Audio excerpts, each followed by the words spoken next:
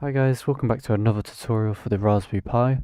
Today we're going to be installing the ISO image and then connecting to it via the IP address. We're going to be using Tiger VNC, which I'll link down below. So first of all, you want to download, obviously I'm on Windows, so I'm going to download the Windows version. Once you've downloaded it, open up Raspberry Pi Imager.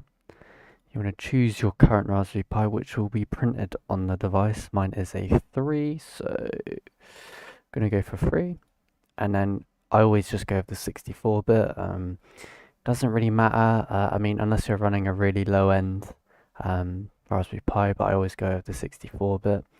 And then you need to plug in the SD card. So I'll plug that in now. So once it's plugged in, you want to make sure that you formatted the SD card, even if it's brand new, it doesn't matter.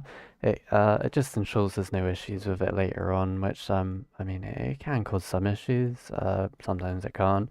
Just make sure you format it. Default allocation size is the option I always choose, and then click start. I've already done that, so now we can click choose storage, and this is the device. So mine's plugged into a USB, which I've linked below. In my previous video, you'll see it's an extended one that allows you to put an SD card slot. So we'll just click next. And I always just go no because I don't have any customization settings that I need to set. It will just mention that will be erased again. I'm just going to say yes, obviously. And then it will write that over to the SD card. It might take a couple minutes, but once that's done, I'll move on to the next step, guys. So if everything goes to plan, you'll get this message, so just click continue, and that's it. So from now on, I'll go back to the other view, and I'll show you guys what to do next. So guys, now that that's done, we've got the SD card here. You just want to insert into the SD slot on the Raspberry Pi. On the 3, it's located underneath like that. And then we just need to power it on. You can either power it on with a USB slot on your PC or a plug adapter, but I've just got mine linked to a battery pack. Just make sure it's got enough power on the battery pack if you're going to use one. And then simply just connect the HDMI cable to the HDMI slot.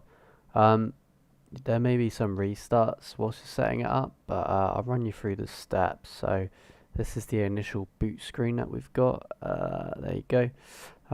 It's going to restart once it's initiated this bit, so I'll skip over to the next step once it resets. Okay, so this is the first restart. It's just to configure the settings for the account. So you're just going to click next on this screen and obviously configure the settings accordingly. We're just going to set up a username and a password. Try not to forget this, otherwise you may have to reinstall the OS again.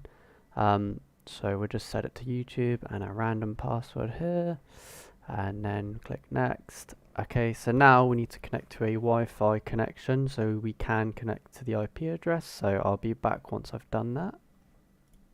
Okay, so once you set up the Wi-Fi, we'll be prompted with a browser option. I just leave it as the default. So just click next. Now this bit will take a while, so it's just going to update everything and obviously configure all the settings for you.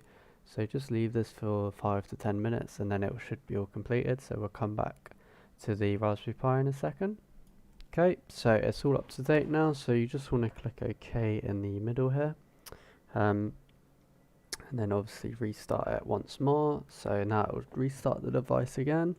So I'll just skip it to once it's booted back up. Okay, so you should start to see some services loading at the bottom left on the Raspberry Pi screen and get this weird rainbow image.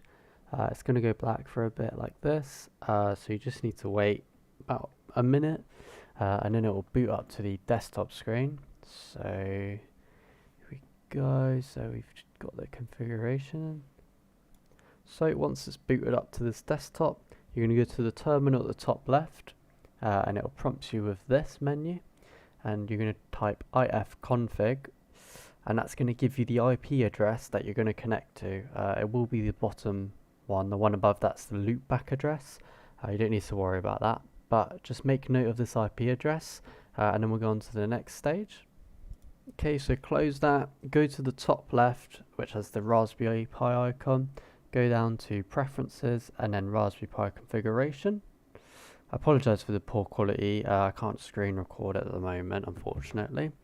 But once you're on this, you want to go down to the interface, which is in the middle at the top there. And basically what we're going to do is enable the VNC option to allow for us to use the software to connect via our Windows PC. So go to Interfaces and click VNC, switch it on, and then just click OK, and that will enable it.